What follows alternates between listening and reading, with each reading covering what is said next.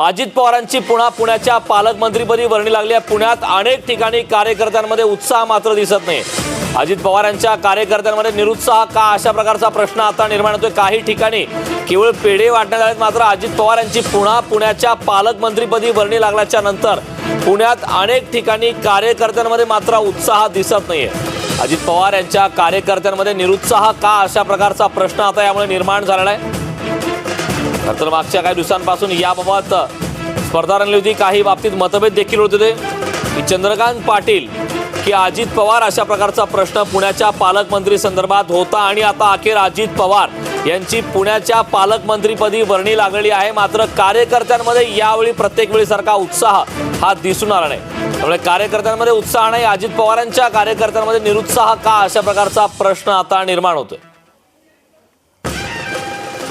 राज्याचे उपमुख्यमंत्री अजित पवार हे पुन्हा पुण्याच्या पालकमंत्रीपदी त्यांची वर्णी लागलेली आहे। पुण्यात अनेक ठिकाणी कार्यकर्त्यांमध्ये उत्साह मात्र दिसत नाहीये।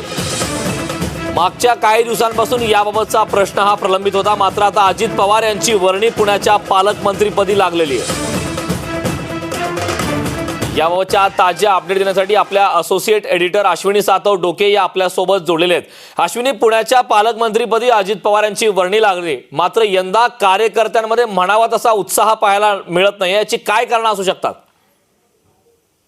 कारण आपण जर पाहिलं तर पुन्हा एकदा उपमुख्यमंत्री अजित पवार हे पुण्याचे पालकमंत्री झालेले आहेत। खरं तर ज्या वेळेस अजित पवारांनी राष्ट्रवादीमध्ये बंड केलं आणि आपल्या 9 साथीदारांसह ते भाजपमध्ये जाऊन सत्तेत सहभागी झाले, तेव्हापासूनच अजित पवार हे पुण्याचे पालकमंत्री होणार अशी चर्चा होती। आणि सुपर पालकमंत्री म्हणून तसं आपण सगळ्यांना माहिती आहे की अजित पवार हे पुण्याचा कारभार जो आहे तो त्यांनी हातात घेतलाच। मग त्यामध्ये बैठका असतील किंवा इतर काही निर्णय असतील, अर्थमंत्री म्हणून ते अजित पवारांनी घेतले होते। पण या सगळ्यात महत्वाचं जर आपण एक ऑब्झर्व केलं तर अजित पवार हे भाजप सोबत सत्तेत गेल्यानंतर पुणे शहराची जी कार्यकारिणी आहे, ती सबंध कार्यकारिणी जी आहे ती शरद पवारांच्या सोबत राहिली। अजित पवारांसोबत पुण्यातले मोजकेच कार्यकर्ते जे आहेत ते गेलेत। त्यामध्ये मग आत्ता शहराध्यक्ष असलेले दीपक मानकर असतील किंवा आत्ताचे अजित पवार गटाचेच प्रदीप देशमुख, हे 2 चेहरे फक्त सध्या अजित पवारांच्या राष्ट्रवादीचे पुण्यामध्ये आपल्याला पाहायला मिळतात। त्या व्यतिरिक्त इतर प्रमुख कार्यकर्ते जे आहेत ते आपल्याला अजित पवारांसोबत पाहायला मिळत नाहीत। दीपक मानकर यांचे जे पर्सनल कार्यकर्ते आहेत ते आपल्याला त्यासोबत दिसतात, मात्र राष्ट्रवादीतले जे मूळचे कार्यकर्ते आहेत, जे सिनियर कार्यकर्ते आहेत, मग त्याच्यामध्ये राष्ट्रवादीचे त्यावेळेचे शहराध्यक्ष आणि आता शरद पवार गटाचे जे कंटिन्यू शहराध्यक्ष आहेत, प्रशांत जगताप असतील, त्याचबरोबर खासदार वंदना चव्हाण असतील, काही आमदार असतील, त्याचबरोबर अंकुश काकडे असतील, ही सगळी जी महत्वाची मंडळी आहेत ही सगळी शरद पवारांच्या सोबत राहिलेली आहेत।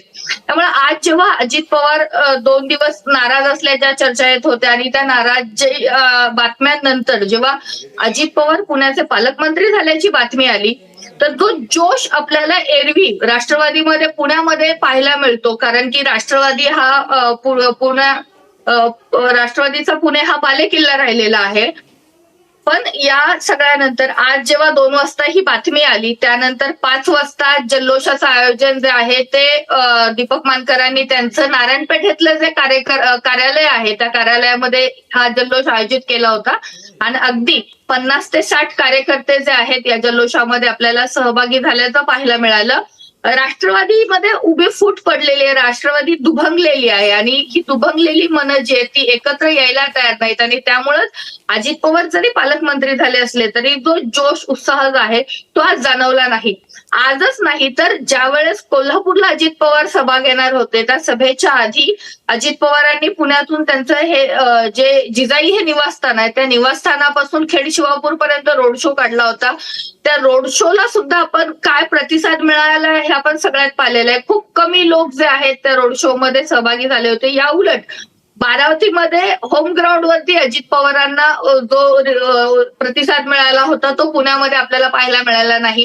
पुण्यात राष्ट्रवादीचे जे 8 आमदार आहेत त्यापैकी काही आमदार अजित पवारांसोबत जरी असले तरी बरेच जण हे अजूनही शरद पवारांच्या सोबत आहेत। आणि त्यातच दुसरी एक महत्वाची गोष्ट, कार्यकर्त्यांची गोची पुण्यामध्ये झालेली आहे की आपण नेमकं कोणासोबत जायचं। म्हणजे अजूनही जे 2-2.5 महिने झाल्यानंतर सुद्धा पुण्यातले माजी नगरसेवक असतील किंवा आमदार असतील, हे दोन्हीकडे म्हणजे ज्यावेळेस शरद पवार पुण्यामध्ये येतात, सुप्रिया सुळे पुण्यामध्ये येतात आणि अजित पवार पुण्यामध्ये येतात, या नक्कीच, तिघांच्याही अश्विनी, खरं तर कार्यक्रमांना राष्ट्रवादीमध्ये उपस्थित उभी असतात. फूट झाली, तोही एक मुख्य कारण या वेळेसचा असू शकतं. कार्यकर्त्यांमध्ये म्हणावं तसा उत्साह पाहायला मिळाला नाही. अश्विनी, खूप खूप धन्यवाद या सविस्तर अशा माहितीबद्दल.